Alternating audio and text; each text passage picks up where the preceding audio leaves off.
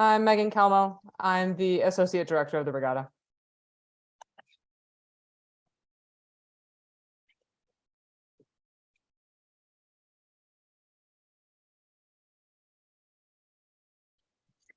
All right, this year our COVID regulations are essentially to follow CDC recommendations. So please, it's mostly that we don't have any additional requirements. Thank you.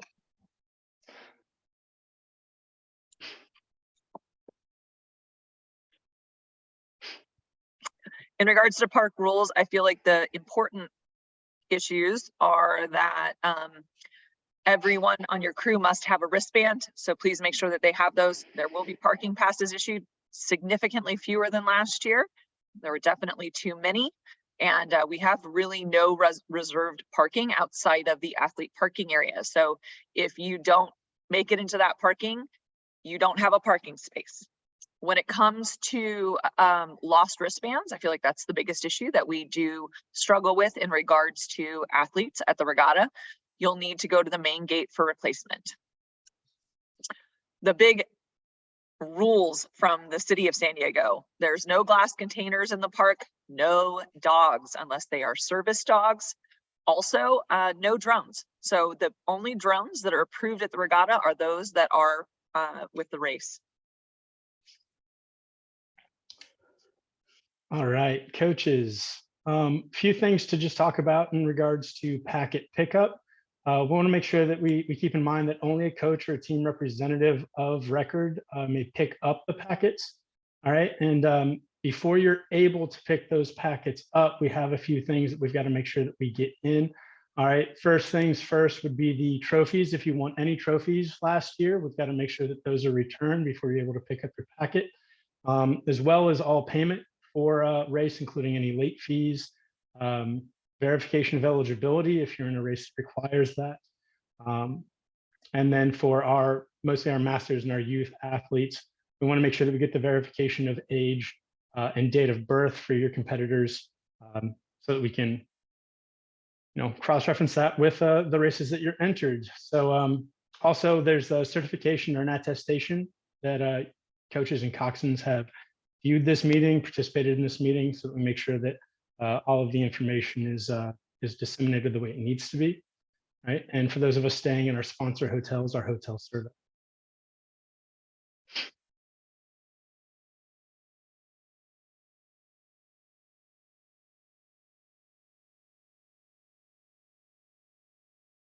While we're getting that back, I'm still admitting people into the meeting here.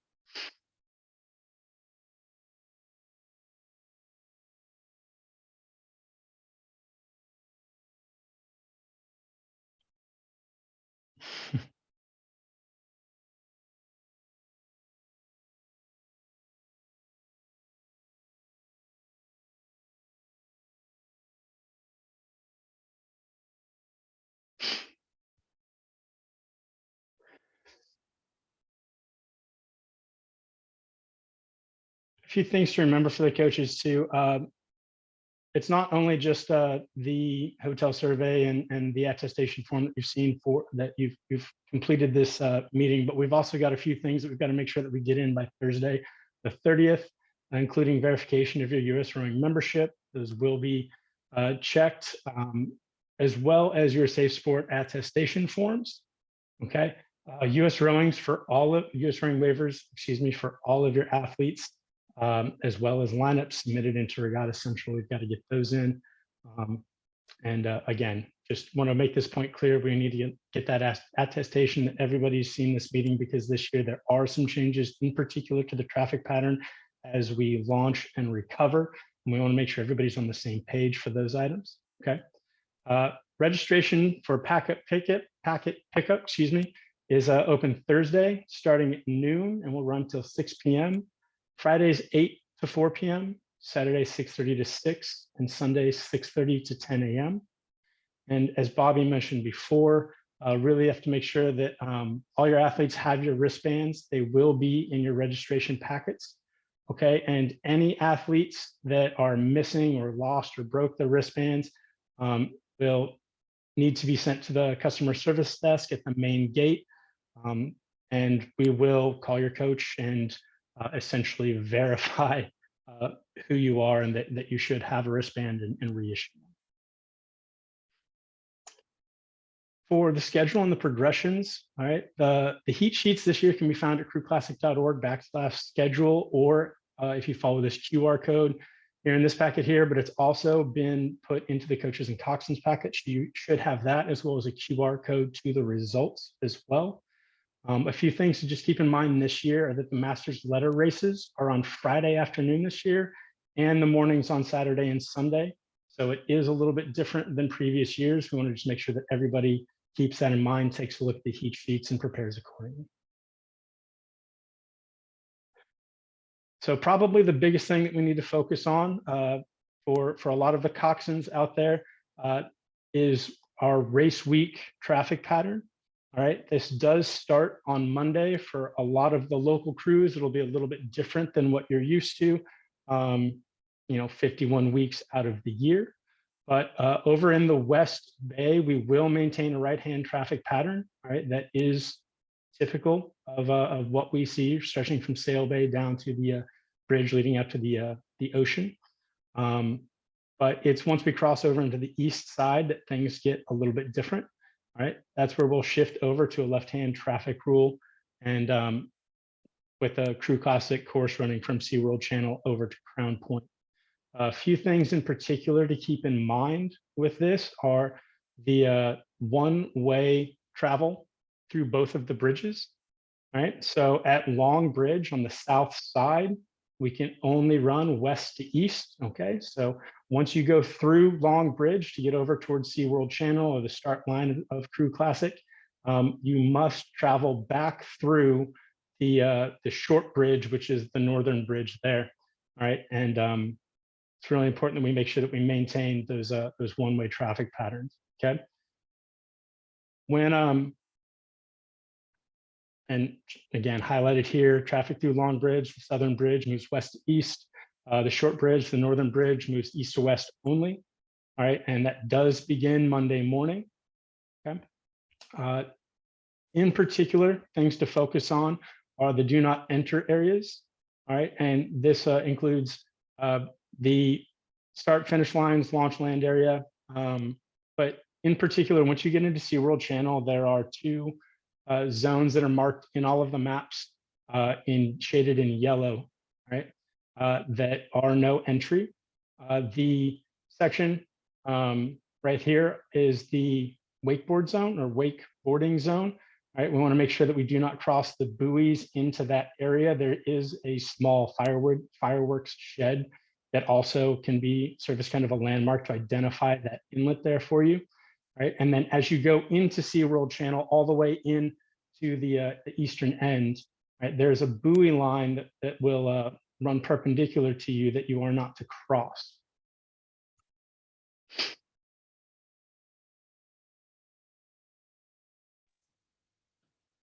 Hello, everyone. So of note, this year we have changed the launch and recovery from last year. So the major difference is we have changed where you launch and where you recover. So this year you're going to be launching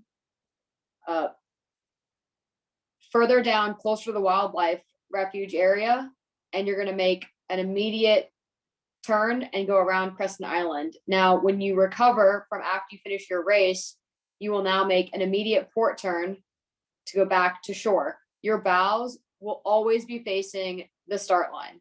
So when you launch and you recover, your bow will always be facing the start line. Now, for some of my crews who would like to do a cool down lap after your race, just go ahead and make a starboard turn after you cross that finish line after your race and join that launching traffic.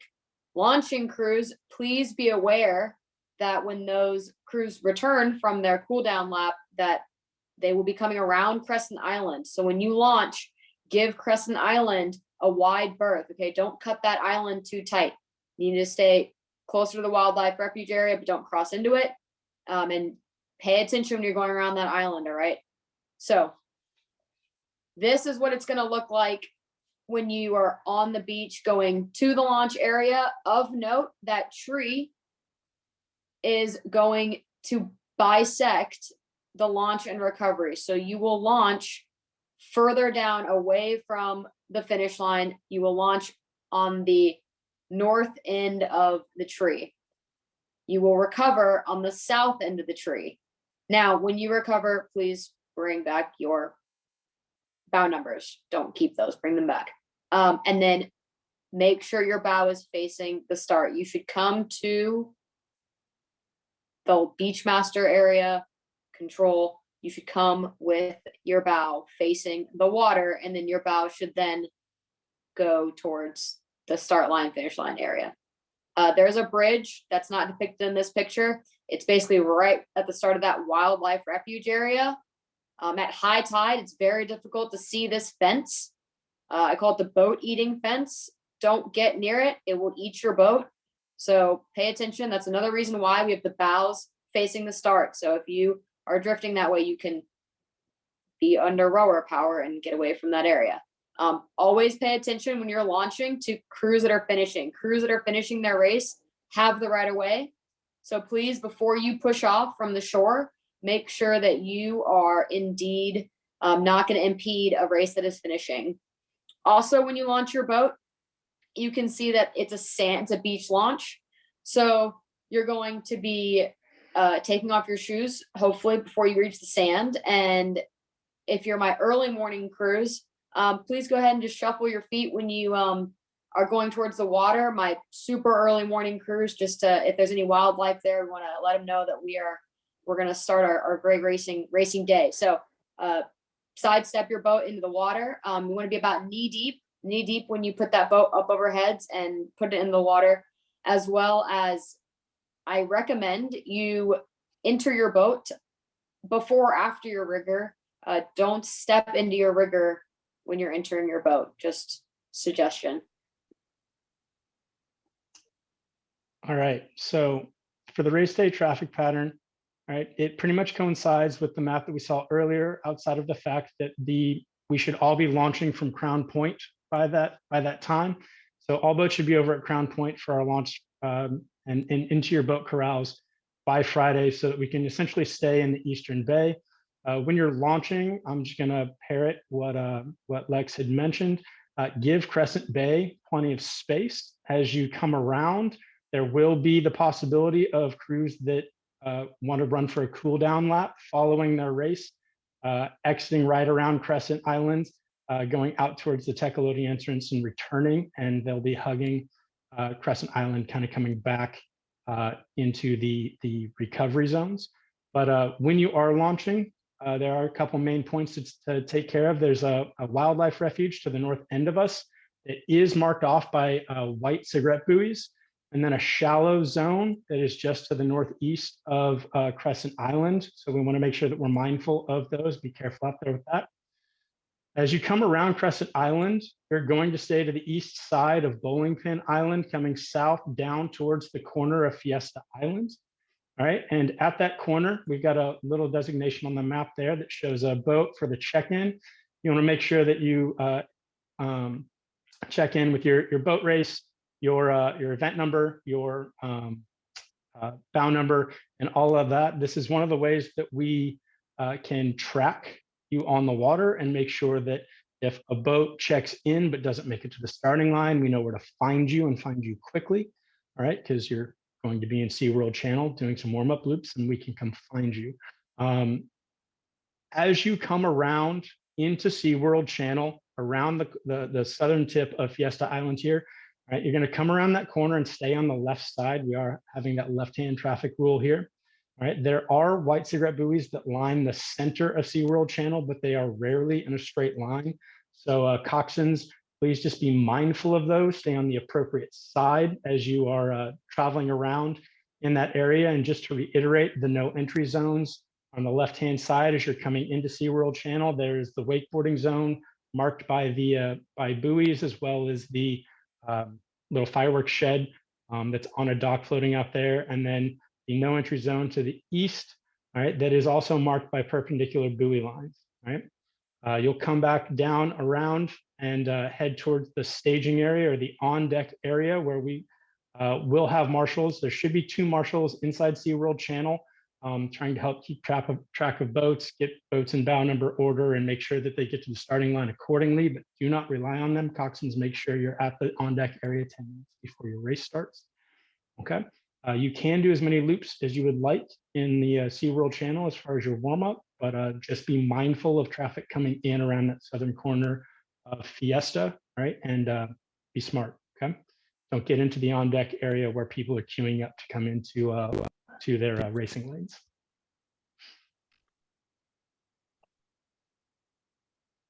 So on race day, let's make sure that we're trying to launch at least 30 minutes before race time. We typically recommend about 45 minutes, particularly for those crews that are not used to being out there on Mission Bay. Just gives you plenty of time to navigate your way, get into SeaWorld Channel, get into queue, lining up in bow number order to make things easier on your officials as they pull you into the on-deck area. All right, and keep in mind, you're going to be to the left of Crescent and Bowling Pin Islands as you come down. Just make sure that we don't put any wakes onto the race course, as well as you don't accidentally enter the race course as you're coming to Fiesta. As you pass the check-in boat, make sure that you identify your crew, event number, lane number, and that you receive acknowledgement. Okay, we want to make sure that you are actually checked there, that they heard everything and confirmed everything, just as another way to make sure that we're tracking you and making sure that we can respond to anything you need up there. Okay, you'll continue left into the warm-up area and you'll stay on that left-hand side. Right, when you move into the on-deck area, right, we should be mindful of the time. Coxswains, again, arrive there about 10 minutes prior to your race, and that way the referees can marshal you into your lanes and get you started on time. This is really, really important for us to make sure that we run this race on time.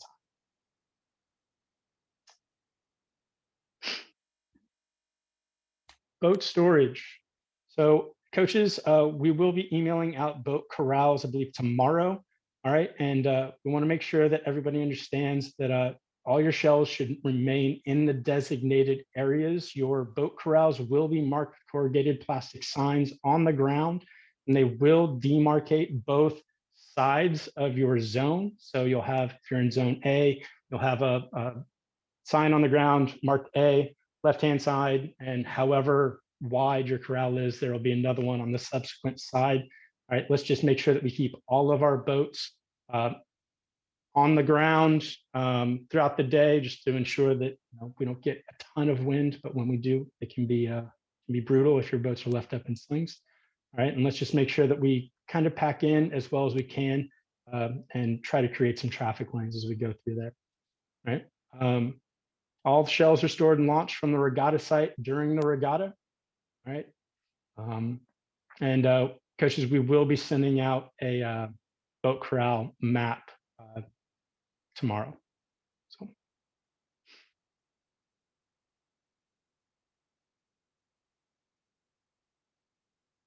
This is what the boat corral map is going to look like for you guys, and everybody will have a designated spot amongst the course, or amongst the park, excuse me. And again, those will be marked. If you have any questions, don't hesitate to find Lex or I, probably me, most important. I'll be at the registration tent pretty much sun up to sundown, Friday to Sunday.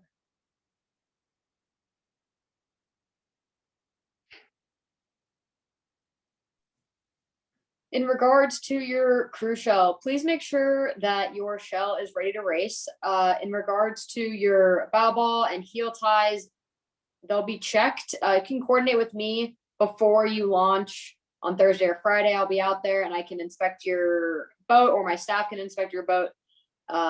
And that way, whenever you go to launch, it makes that process more run smoother. And please note that if you do sustain wreckage, you cannot launch a boat that is missing any pieces, like a rigger or a bow ball or your bow or your stern. Slings and racks will not be provided. Bow balls will not be provided. Bow numbers will be provided. We would love for you to use our bow numbers. We would also love for you to return our bow numbers. So after you come to check in and get your flashers earlier on in the day, and then you come in to check in your boat for lunch, you'll receive a bow number. When you finish your race, please return that bow number. Coxswains, when you come to launch your boat, please make sure you have everything you need to launch. This includes all of your rowers. This includes your Cox box. This includes anything you might need on the water. And I do recommend you come to launch about 45 minutes before your race, especially if you're not used to beach launching. That is an experience if you haven't had it, and it's a great one to have. So when you do launch your boat, again, you want to make sure you're deep enough that your skeg isn't going to run into the sand. Again, that you only need to be about knee deep. You don't need to go to your waist. And I would recommend going a little deeper than your ankles. But also make sure once you get in your boat, you don't all get in at the same time. So go in by pairs, and then pay attention to the crews that are finishing, because they will have the right of way. So make sure your bow is facing the start line. Make sure there's no boats coming down the race course. And then go ahead and get in your boat and push off and launch.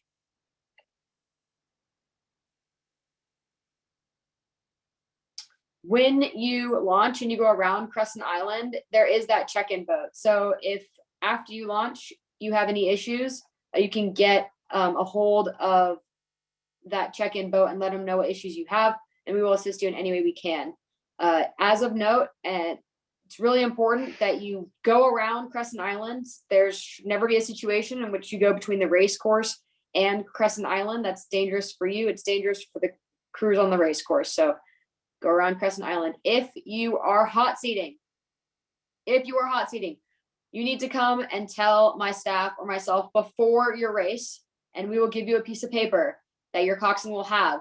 Once you finish your race and you're coming to recover your boat, you will hold up that piece of paper that will show us that you need to hot seat, and we will direct you directly back to the beach so you can launch your, you can switch out your rowers and head back up to the start line. So come to the Beachmaster area and we will give you a piece of paper. Take that piece of paper with you in the boat. You finish your race, show us the piece of paper from your boat. We will direct you to where you need to go. I kind of went over this, but again, if you have any breakage when you're on the water, before you reach up to the corralling area, there is a check-in boat. Just get in contact with that check-in boat, let us know your issue, and they will radio back to the shore, and we'll see what we can do for you.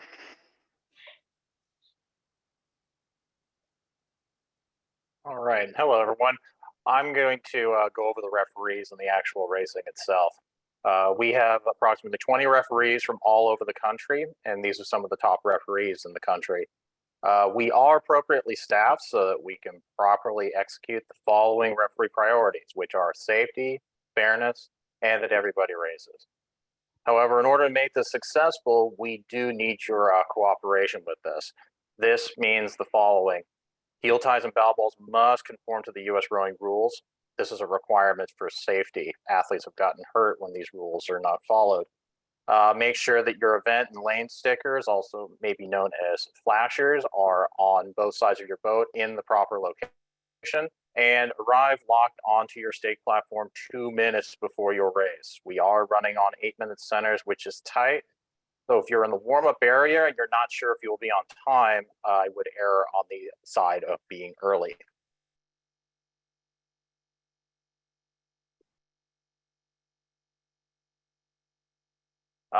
It is very important that you know your race number and your bow number. If possible, try to stay with the crews that are in your event and enter the race course in bow number order once instructed to enter the course by the starter. The start marshal will call you forward into the on deck area after the race before yours has loaded. There will be a board on the starter's platform that indicates the race number that is being loaded and started. When the race preceding yours has left the start area, which is with the first 100 meters of the race course, the starter will direct you onto the course so you can back into your stake platform. You must be locked on 2 minutes before the announced start time of your race. Otherwise, you'll be issued a warning for being late to the start. For those of you who have never raced here before, crosswinds and tidal currents are a real possibility. Please learn how to scull your bow around to get your point prior to showing up at the regatta. If you try to get your point by taking a normal rowing stroke with either your bow or two seat, then you will disconnect yourself from the stake platform and must back in again. As you get pointed, try to find a landmark in the distance as a target so that you can maintain a relatively straight course down the race course.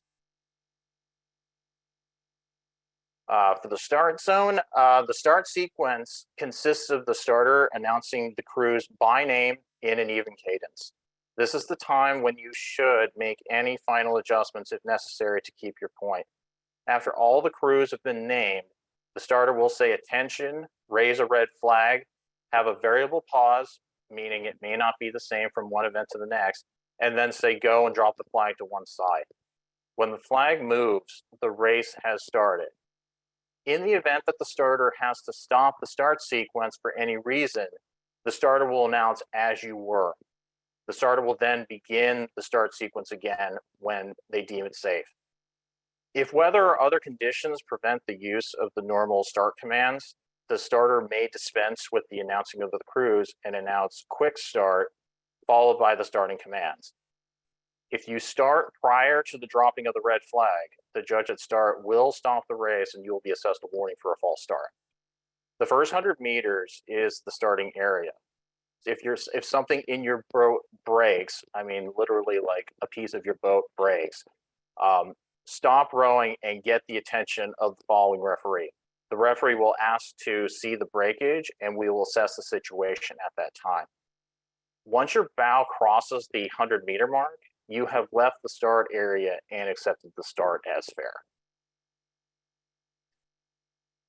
For the body of the race, Coxswains, you are responsible for your own steering. However, a following referee may decide to tell you which direction to steer in the interest of safety or fairness. In that case, the referee will call the crew's name, raise a white flag in the air, and then point in the direction you need to steer. I realize that you don't have eyes in the back of your head, so you will have to have your stroke seat let you know if a referee is giving you instructions. If the referee raises a red flag during the race, then the referee is stopping the race for all competitors. The referee will only do this if they feel that something has affected the fairness or the competitive value of the race. Another way to think of the flags is that the white flag speaks to one crew and the red flag speaks to all crews. Now, about 500 meters into the race course, there is a possibility of an optical illusion where you look like you're on the race course, but you're actually going 45 degrees off the race course. This is referred to as catching the diagonal. This is why my point before, finding a landmark at the start is very important. If you look like you're going down a straight race course, but you don't see your landmark, then you probably caught the diagonal. One difference in the race course that will also be a clue is that the race course buoys are now different colors than they are in the past, have been in the past. They are now fluorescent green and fluorescent yellow, and the colors of the buoy should stay relatively consistent on each side of the boat. So if you see buoys alternating colors, so yellow, green, that is another clue that you've caught the diagonal and you should correct your course.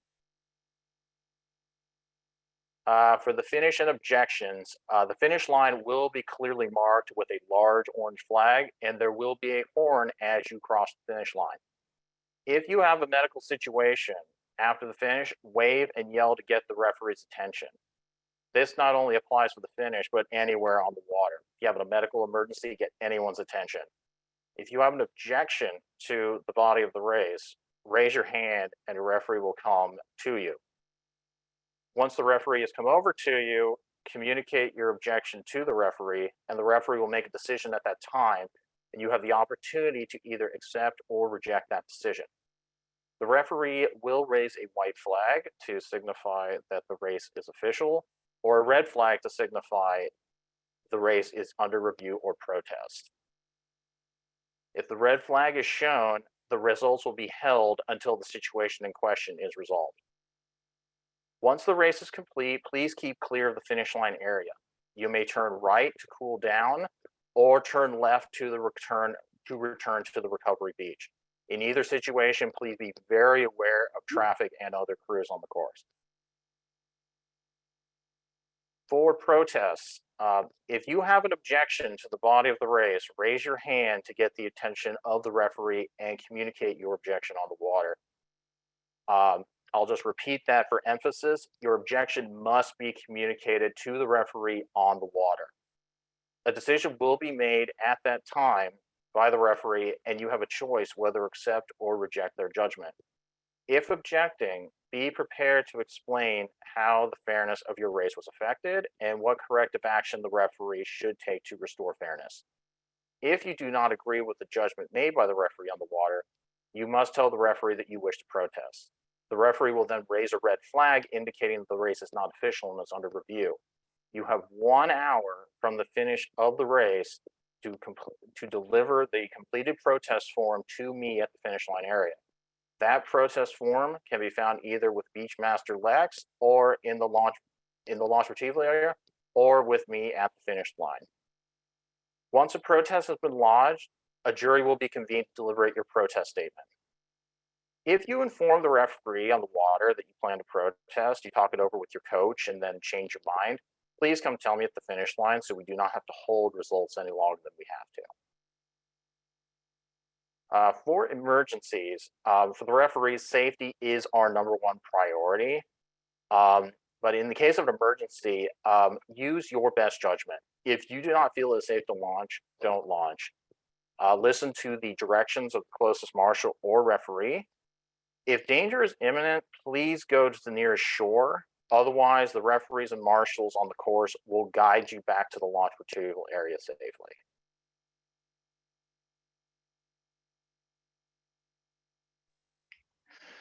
All right, so coaches, results, all right, can be found at crewclassic.org/results or at the QR code here on the screen. Again, this is in your coaches and Coxswains packet.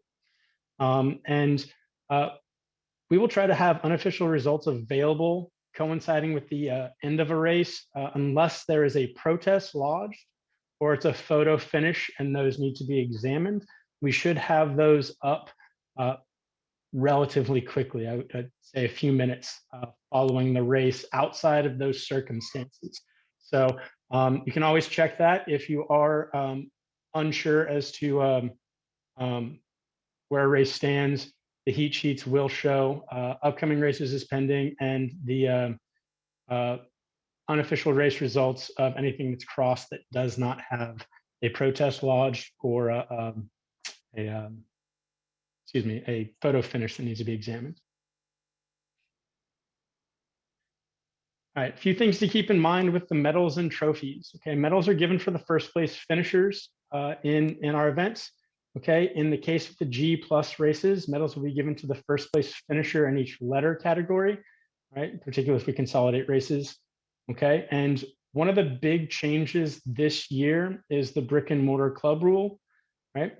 This is for athletes entered in the Masters Club events with over 12 entries, right? You must submit your athletes' home addresses and the address of your home club by tomorrow at 5 p.m. This is to ensure that everybody rowing out of that club it's not a Rolodex club. We are operating out of a single boathouse.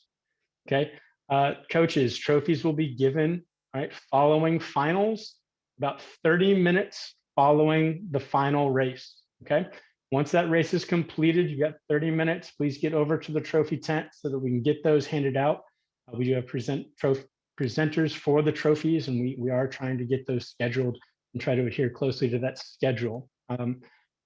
Sorry, the 30-minute window is primarily for Friday and Saturday. Sunday gets a little bit busier, right? And so 45 minutes following your race completion, right? If you are the winner of that event, right, please head over to the trophy tent. Coxswains, please go ahead and click on this PDF when you get a chance, download it, print it out, review it. Also of note, when you get your boat checked for the first time that you launch into the water, you'll receive a zip tie that will go around your bow ball. If you have zip ties from previous years, previous races, previous regattas, please go ahead and cut those off. You'll have a new colored zip tie for this regatta, for this race this year. So once you have that zip tie, it will make launching a lot smoother.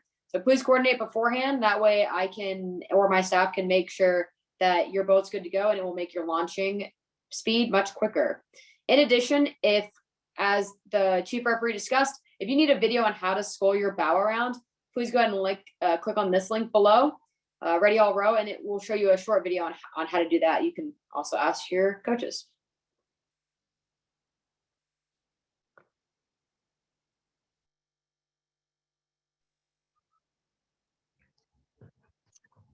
So I'm going to go back up to the start here and look at the comments that we've received.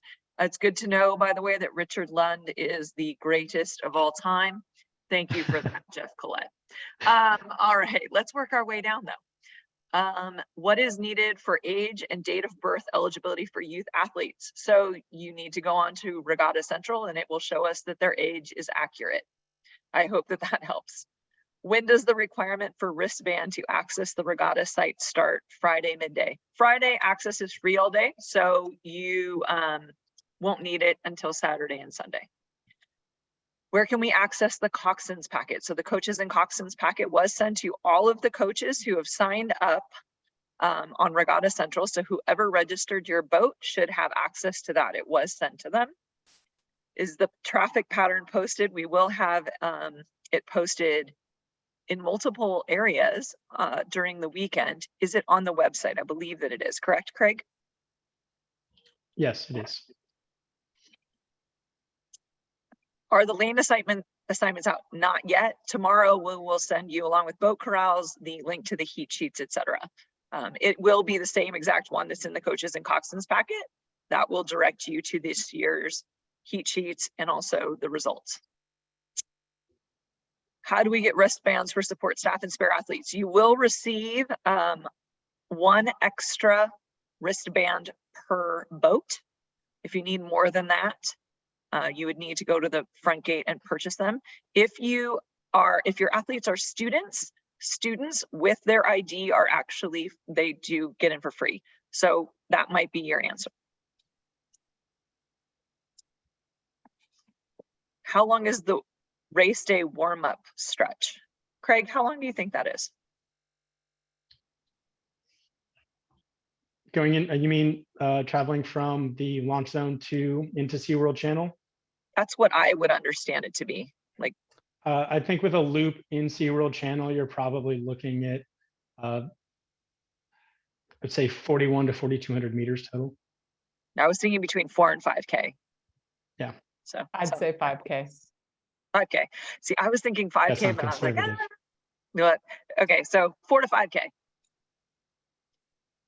Can we park the quad after 8 a.m. on Thursday? If you are a local crew, after your morning practice, you are welcome to drop your boats at the beach. Please communicate with us in advance though. So Patrice, please reach out to us via email. Craig's email is craig@crewclassic.org. Mine is Bobby, and my name's spelled BOBBIE at crewclassic.org. During the pre-race days, it looks like the traffic pattern indicates that we cannot take the direct path from Crown Point Beach to the warm-up area in SeaWorld Channel. Is this correct?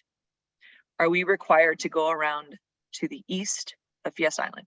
Oh, no, we were just indicating to you what the traffic pattern is over to the east of Fiesta Island in case you plan on practicing over there. But no, you can absolutely go exactly in the route that you would normally take to get to the warm-up area. Where can we find this info online? It should be under competitor information, I believe, on the website.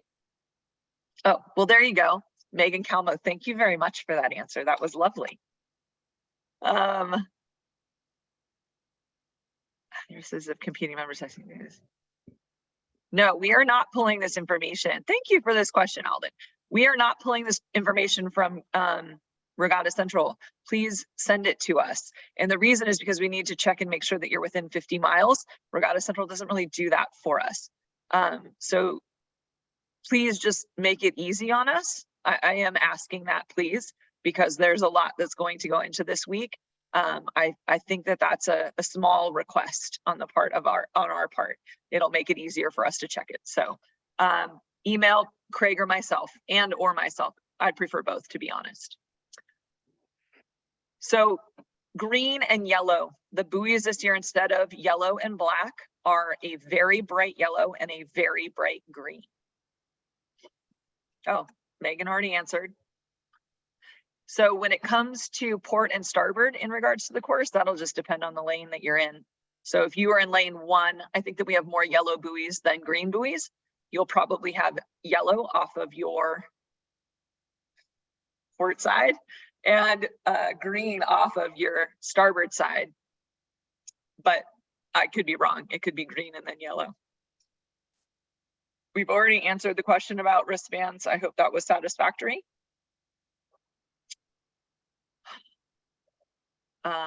So we did email the coaches and coxswains packet out to whoever registered your boat. Maybe they need to check their spam folder. That's the only thing I can recommend. It was emailed out to everyone that registered a boat. The brick and mortar rule again is the 50-mile rule. So all of the athletes in your boat need to be within 50 miles of your boathouse. Thursday and Friday, yes, the traffic pattern is the same. I think for the brick and mortar club rule, they're asking which races does that apply to? Only club races. So not masters letter races, only club. So it would state club in the title of the race. Thank you, Craig. I didn't think of it that way. Yes, we will share the slides after the meeting. It'll be in your email tomorrow along with a link to this. Security will arrive starting actually on Monday, but for the shells, it's beginning Wednesday evening. But please don't arrive unless you're a local crew and you have conversed with us in advance. You know, I think it was 8 a.m. or noon. We will have a live stream, and it is. Does anybody remember the link? Sloan, can you please mute yourself? Of course, I thought of it.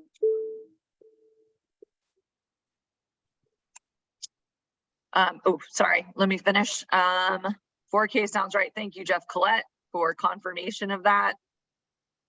Heat sheets will be posted tomorrow. Probably we're waiting on the colleges. So that you guys are taking a little bit longer, and that's you, Jeff Collette. It's not necessarily you in particular. And it's good to know 5.8K. Wow, you've been busy.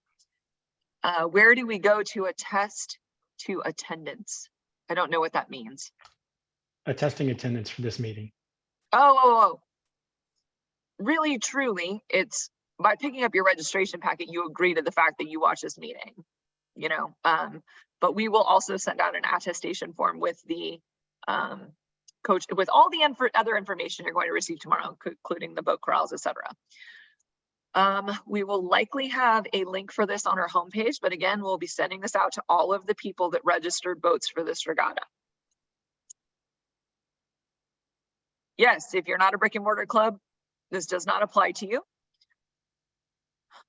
What about your coaches or medical staff? So again, we should have that discussion offline. Since it's been asked twice by the same person, please email us. Thank you. Yes, that's exactly what you should do. Email to us the athlete ages, home addresses, club address, US Rowing and Safe Sport. You should make sure that all of this is completed in Regatta Central. That is it's just really the ages and home addresses, their names that we need, and the club address. When it comes to US Rowing and Safe Sport, that will already be in their registration. And when was the coaches packet emailed? Last week. I don't know the exact date off the top of my head. I apologize for that. I believe it was last Monday. Okay, well, thank you, Craig. And then this last one.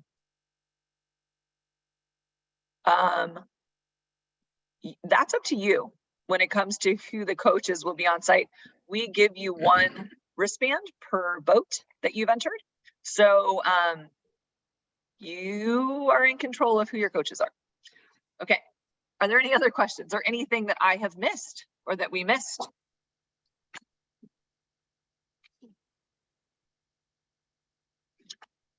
Well, then I would like to say thank you. We appreciate all of you being here today. Mark? Thank you all, and we look forward to a great race. A lot of fun times, good competition next weekend. And safe travels getting here. We have Really one more quickly- question about rowbacks, Bobby. Yeah, really good question from Zlak. When it comes to Greg. rowing back,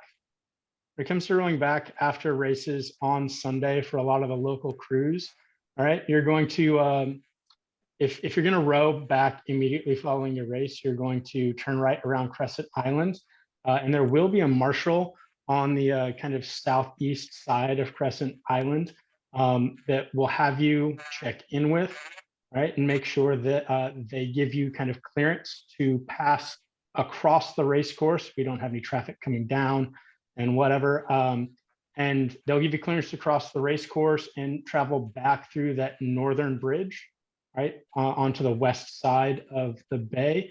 Let's just make sure that it's really important that you check in, you queue up with the marshal, you let them know that you're headed home, and you wait for their instructions on when you're allowed to head back. You know, we don't want any boats kind of rowing in lane 0 along the beach to get back to that near bridge. We want to make sure you exit around Crescent Island and check in with the marshal and wait for their direction. The next question I think is for Richard. Richard, will hands be acknowledged at the start? So when it comes to the starting sequence at the start, the starter will normally announce 5 minutes, 4 minutes, 3 minutes. Once they get to that 2-minute call and they begin the start sequence, hands will not be recognized at that point.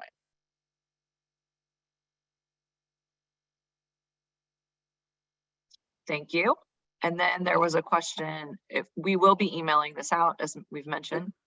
And then what is this question? Edward's question. So Edward, I think the main point is once Friday gets going, we expect everybody to be launching from Crown Point. Okay. We should make sure that if there are any local crews, you've got your boats staged over at Crown Point so that we can launch around Crescent Island and kind of stay within the East Bay for all of our warm-ups and everything like that. Up to that point, there shouldn't be, obviously, we weren't going to have any official races at the SeaWorld channel, just past the bridge. But we do want to make sure that you inform your coxswains when you are going through the bridge from west to east, all right, to be mindful of any crews that are staging around the starting line to run practice on the course, all right, and just let them know to not be bringing the heat as we go through the bridge there and are prepared that there might be some boats staging to kind of run on the course. But outside of that, once Friday starts, we really want everybody launching from Crown Point. And then in regards to the last question, Megan actually answered in the chat. So there's our email addresses. So we're going to try and say goodbye one more time. But if you have another question, now is the time. We'll give you like 10 seconds.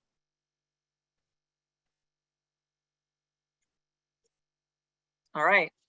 I'm getting that we're good. Emmy, thank you for coming. We're looking forward to hosting your team.